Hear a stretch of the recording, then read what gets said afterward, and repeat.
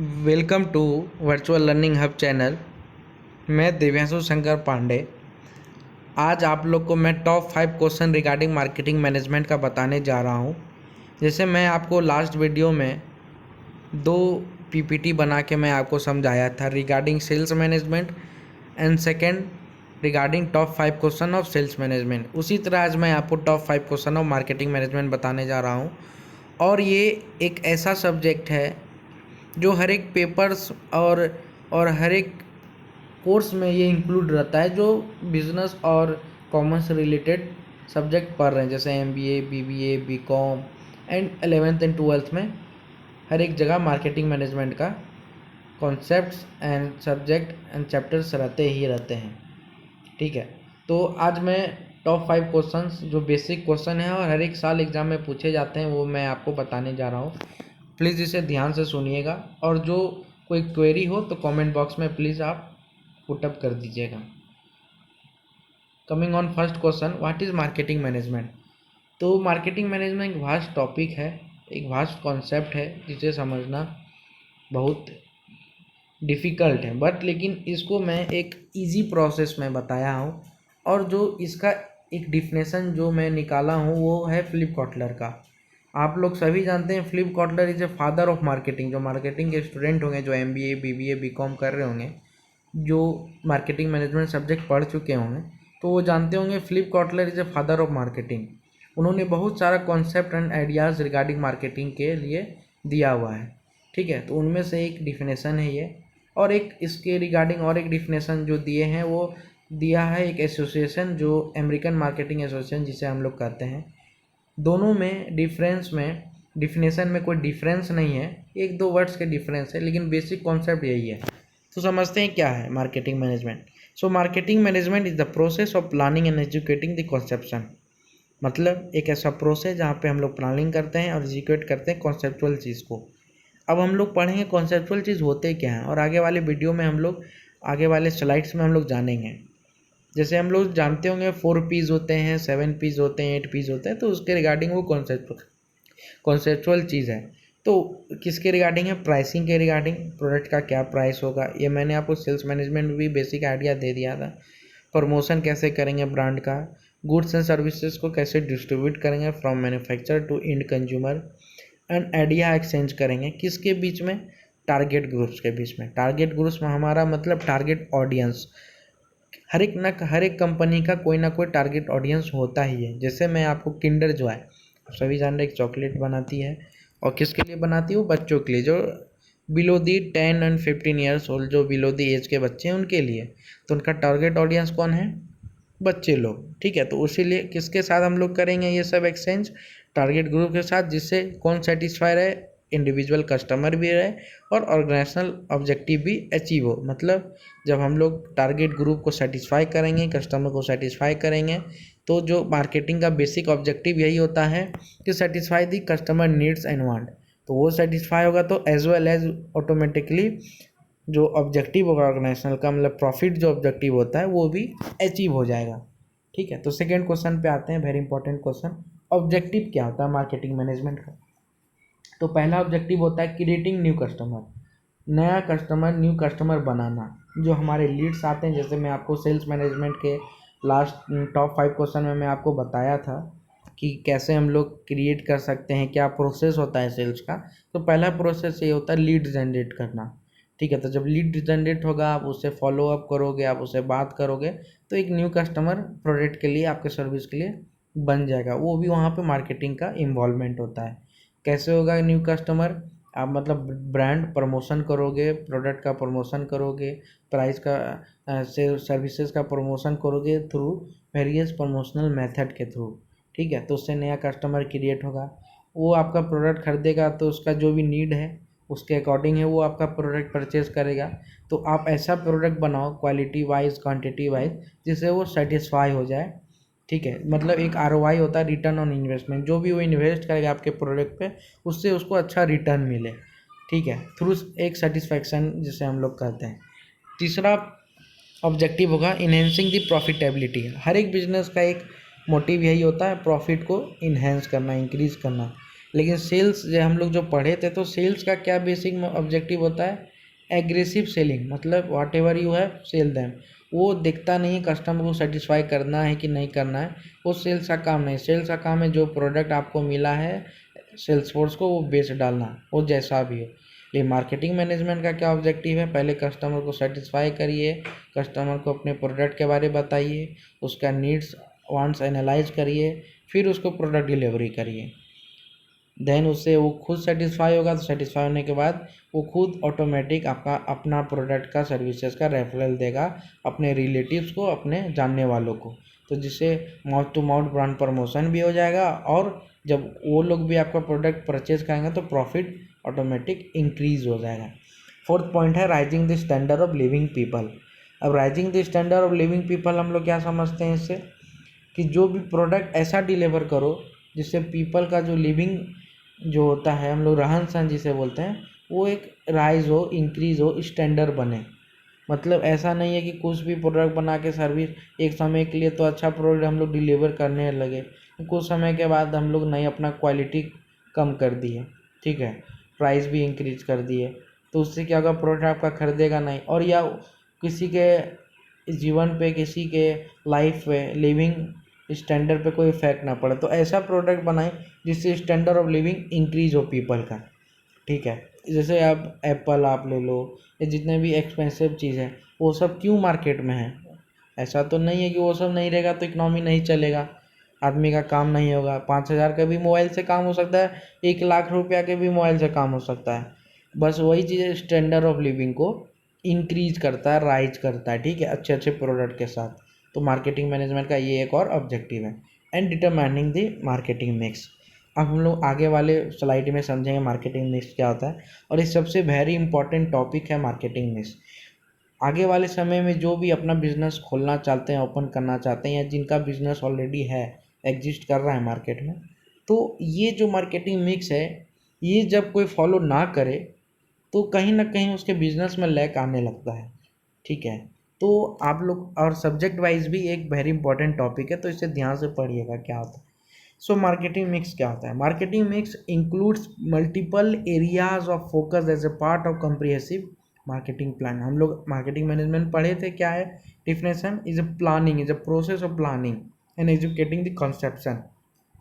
तो वही चीज़ है यहाँ पे, क्या है, जो मार्केटिंग प्लान हम लोग बनाते हैं तो मल्टीपल एरियाज को हम लोग देखते हैं, एनालाइज करते हैं, देन हम लोग प्लान बनाते हैं। तो कैसे, the term often refer to common classification that begin as the 4 P's, जिसे 4 P's हम लोग प्रोडक्ट बोलते हैं, प्रोडक्ट, प्राइस, प्लेस, प्रमोशन। पहले ये 4 चीज़ को, तो बेसिक चीज़ को ध्यान देना ही चाहिए अपने कंपनी के लिए, अपने ऑर्गेनाइजेशन के लिए, और अपने प्रोडक्ट सर्विस के लिए। क्या प्रोडक्ट, 4 P's प्रोडक्ट। अब प्रोडक्ट क्या है, 2 तरह का हो सकता है, एक टेंजिबल या एक इनटेंजिबल।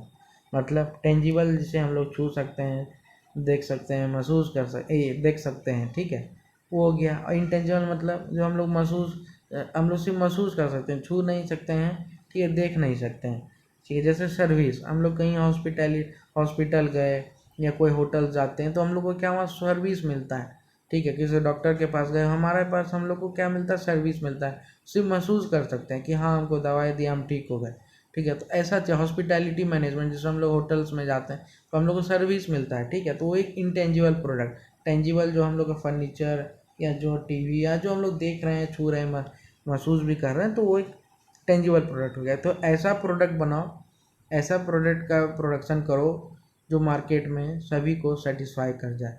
ये पहला पी होता है। प्राइस, आप सभी जानते हैं, प्राइस रिजनेबल रखो अकॉर्डिंग टू प्रोडक्ट, जैसा क्वालिटी होगा उसके अकॉर्डिंग प्राइस रखो। अब जैसे आईफोन है, आईफोन इतना रेंज का क्यों आता है, एबव दी 20,000 30,000 क्यों आता है, कारण है कि वो क्वालिटी प्रोवाइड करता है वैसा, वह स्टैंडर्ड ऑफ लिविंग को भी इंक्रीज करता है, और क्वालिटी भी अपने प्रोडक्ट में ऐसा यूज करता है जो कस्टमर उसे सेटिस्फाई ही रहे हर समय, ठीक है। तो ऐसा price according to the product रखो। प्लेस, अब प्लेस हम लोग क्या है, डिस्ट्रीब्यूशन, प्लेसमेंट जिसको हम लोग बोलते हैं, कैसे डिस्ट्रीब्यूट करेंगे अपने प्रोडक्ट और सर्विस को, from the manufacturers to end consumer तक कैसे प्रोडक्ट हम लोग पहुँचाएंगे, होलसेलर के बीच में कितना, कौन कौन सा डिस्ट्रीब्यूटर होलसेलर रहेंगे, डिस्ट्रीब्यूटर रहेंगे, रिटेलर रहेंगे, कौन कौन मीडिएटर रहेंगे जिससे थ्रू मेरा प्रोडक्ट पहुंच जाए एंड कंज्यूमर तक। तो ये भी हम लोग ध्यान देंगे। और प्रमोशन सबसे फॉरमोस्ट ऑब्जेक्टिव है प्रमोशन। ये सब तो करेंगे इसके पहले, लेकिन हम लोग को प्रमोशन करना होगा, अपने प्रोडक्ट के बारे जनाना होगा पीपल्स को मार्केट में कि हाँ हमारा ये प्रोडक्ट आने वाला है या ये प्रोडक्ट एग्जिस्ट कर रहा है, इसका ये क्वालिटी है। उसका एडवर्टीजमेंट के थ्रू, जैसे हम लोग बोलते हैं, जैसे मारुति सुजुकी का, जैसे मैंने पिछले बार भी एग्जांपल लिया, नेक्सा जब आ रही थी तो आने से कुछ दिन पहले से वो एडवर्टीजमेंट करने लगी थी टीवी पर, ठीक है। तो वो क्या कर रही थी, प्रमोशन कर रही थी, ठीक है, कस्टमर का एक चाहत बना रही थी कि हाँ प्रोडक्ट आएगा, आप लें से खरीदें। तो उसी तरह प्रमोशन। तो 7 P's क्या होता है, तो 7 P's तो आप लोग को मैं बता दिया, शुरुआत का product, price, place, promotion, last का 3 P's। ये 3 P's आते हैं सर्विस मार्केटिंग के अंदर, ठीक है। ये मार्केटिंग मिक्स के ही पार्ट है, लेकिन इनको सर्विस मार्केटिंग बोलते हैं। जैसे पीपल, अब पीपल सेंट्रिक, आप किसे टारगेट करोगे, कौन सा पीपल को आप टारगेट करोगे, जो आपका प्रोडक्ट खरीदे वो। फिजिकल एविडेंस, फिजिकल एविडेंस मतलब जिसको हम लोग एम्बियंस बोलते हैं, ठीक है। आप कोई भी बिजनेस खोलते हो, तो रेस्टोरेंट खोले तो उसके अंदर आप जानते हो आपका पहला ऑब्जेक्टिव होता है कि ऐसा एम्बियंस बनाए, ऐसा एम्बियंस क्रिएट कर दे अंदर का स्ट्रक्चर, तो कस्टमर आते ही साथ एक दिल उसका खुश हो जाए, जिससे नॉर्मल हम लोग बात बोलते हैं। या आप लोग चाहते भी है कोई ऐसा रेस्टोरेंट जाए जो आपको लगे हाँ भाई कुछ तो है रेस्टोरेंट के अंदर, तो एक ऐसा एम्बियंस क्रिएट करना, ठीक है। Physical evidence. प्रोसेस, अब प्रोसेस क्या है, जो भी आप काम करो उसको फास्टली और कम कॉस्ट पे करो, ऑप्टिमम कॉस्ट लगा के, ठीक है। एक यही प्रोसेस होता है। और एक हम लोग 8 P's कहते हैं, जिसको बोलते हैं पैकेजिंग कर लो, मतलब आपका प्रोडक्ट का पैकेजिंग कैसा होना चाहिए जिससे अट्रैक्टिव, जैसे क्लोजअप का टूथपेस्ट आता है तो वो एक ऐसा पैकेजिंग एकदम 3D पैकेजिंग करता है जो रिफ्लेक्ट करे, जिससे कस्टमर भी, क्योंकि जो आदमी है वो पहले आँख से ही देख, जैसे अब हम लोग बोलते हैं ना खाना, तो ऐसा खाना जो आदमी जब खाता है वो पहले आँख से ही खाता है तब मुंह से खाता है। मतलब क्यों, पहले आँख से ही उसको दिख गया हाँ अच्छा सा उसका एकदम तैयारी किया हुआ है खाना का, या कोई भी सब्जी है तो उसको एक अच्छा से प्रॉपर तरीके से उसको सजाया गया है। तो वही चीज़ है, आँख से ही आदमी पहले परचेज करता है या डिसाइड कर लेता है हाँ ये चीज़ देखने में अच्छा यही लेना। तो पैकेजिंग पे भी फोकस करना चाहिए। 4th क्वेश्चन पे आते हैं, STP। आप कोई भी बिजनेस खोल लो या कोई भी कंपनी देख लो, हर एक बिजनेस ये फॉलो करती है STP मार्केटिंग। STP क्या होता है, segmentation, T for targeting, P for positioning. Segmentation STP marketing समझते हैं क्या है, stand for segmentation, targeting, positioning, makes the process of marketing easy. जो मार्केटिंग का जो प्रोसेस होता है, जो हम लोग आगे पीछे पढ़े 7 P's जो हम लोग फॉलो करेंगे, उसको ईजी कर देता है। It is very easy to understand and apply in business. हम लोग जैसे बताए, मैंने जैसे आपको बताया कि इजी है समझने के लिए और बिजनेस में अप्लाई करने के लिए भी एक इजी तरीका है। मेन गोल क्या होता है इसका, to attract customer, not only attract the customer but also getting the right customer who will be interested in our product. मतलब कस्टमर तो अट्रैक्ट करना है, लेकिन राइट कस्टमर, जैसे मैंने आपको बताया किंडर जॉय, किंडर जॉय जो निकाला वो किसे अट्रैक्ट कर रहा है, बिलो दी 15 ईयर्स ओल्ड बच्चे सबको कर रहा है या 10 ईयर ओल्ड। तो वो अपना राइट कस्टमर को अट्रैक्ट कर रहा है, जो उसको कह के, अब कोई भी बच्चा जाता है दुकान पे देखता है किंडर जॉय, तो किसी के तो फादर तो नहीं बोलते भाई हमको किंडर जॉय दे दो, या वो बच्चे के लिए ले जाते हैं या बच्चा ही खुद बोलता है पापा हमको किंडर जॉय चाहिए। तो वही चीज़ है, राइट कस्टमर को अट्रैक्ट करता है। तो मार्केट सेगमेंटेशन क्या होता है, सेगमेंटेशन में डिवाइडिंग दी मार्केट इनटू स्मॉलर पार्ट्स, ठीक है। तो हम लोग यहाँ पे क्या करते हैं, डिवाइड कर देते हैं मार्केट को, उसके नीड्स और वांट्स के हिसाब से हम लोग मार्केट को डिवाइड कर देते हैं। उसका बहुत पार्ट है, जैसे जियोग्राफिकल, डेमोग्राफिकल, बिहेवियरल, ठीक है। तो इसके अकॉर्डिंग हम लोग डिवाइड कर देते हैं, ये आगे मैं आने वाले वीडियो में आपको समझाऊंगा। तो ये पहला सेगमेंटेशन हो गया, सेगमेंट कर दिए, हाँ ये सेगमेंट है, ये जियोग्राफिकल के हिसाब से हम लोग को डिवाइड करना है प्रोडक्ट को और सर्विसेज को। टारगेटिंग, टारगेटिंग जैसे मैं आपको बताया, टारगेट ऑडियंस, टारगेट ऑडियंस कौन है, हम जो प्रोडक्ट निकालने जा रहे हैं वो किस को टारगेट करें। जैसे एप्पल सब है, आईफोन है या एप्पल के जितने प्रोडक्ट उससे वो किसको टारगेट करता है, एलिट क्लास लोग को करता है, जो टॉप क्लास के लेवल के पर्सन सब हैं, ठीक है। पोजिशनिंग, पोजिशनिंग मतलब creating a image of product in the mind, mind में कस्टमर के माइंड में प्रोडक्ट का इमेज बना देना। जैसे हम लोग किसी दुकान में जाते हैं तो हम लोग को खाना होता है नूडल्स, तो हम लोग तो नूडल्स नहीं बोलते हैं, वो मैगी दे दो, ठीक है। या टूथपेस्ट के नाम पे अब कोलगेट हो गया, जाते हैं कोलगेट दे दो, वो नहीं बोलता है टूथपेस्ट दे दो, टूथपेस्ट तो बहुत सारे कंपनी बना लेकिन कोलगेट दे दो या मैगी दे दो। मैगी क्या, ये सब पोजिशनिंग हो गया, वो सब नूडल्स के नाम पे पोजिशनिंग बना लें। यीपी भी है बट लेकिन यीपी उतना सेल नहीं होता है जितना मैगी होता है, क्योंकि एक नाम पे पोजिशनिंग बना लिया। बीच में मैगी देखो बैन हो गए थे, सभी आप लोग जानते हैं, लेकिन फिर वो आया, फिर उसका परचेजिंग जो उसका सेल्स था इंक्रीज हो गया ऑटोमेटिक, क्योंकि कस्टमर उसको चाहते थे, उसका टेस्ट उसको बहुत अच्छा लगता था कस्टमर सबको, ठीक है। तो इसके कारण एक पोजिशनिंग क्रिएट हो गया था कस्टमर के माइंड में। अब लास्ट क्वेश्चन पढ़, जैसे इसमें नीचे डायग्राम है कि हम लोग सेगमेंटेशन करेंगे, फिर टारगेट करेंगे, सेलेक्ट टारगेट मार्केट करेंगे, फिर प्रोडक्ट का पोजीशनिंग करेंगे, देन डिसाइड दी ऑप्टिमल मार्केटिंग मिक्स। हम लोग फिर मार्केटिंग मिक्स को फिर कैसे हम लोग प्राइस क्या रखना है, कैसे प्लेस हम लोग कहाँ करेंगे, प्रमोशन कैसे करेंगे, ठीक है। हम लोग कैसे पीपल, प्रोसेस, फिजिकल एविडेंस बनाएंगे जो मेरा प्रोडक्ट मार्केट में परचेज कर ले।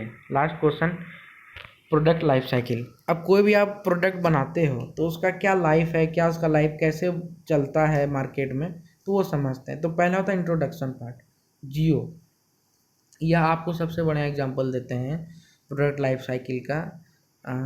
एयरसेल एक कंपनी थी, टेलीकम्युनिकेशन कंपनी आई इंट्रोडक्शन में, ठीक है। पहला पार्ट इंट्रोडक्शन, वो बहुत अच्छे तरीके से ग्रो की।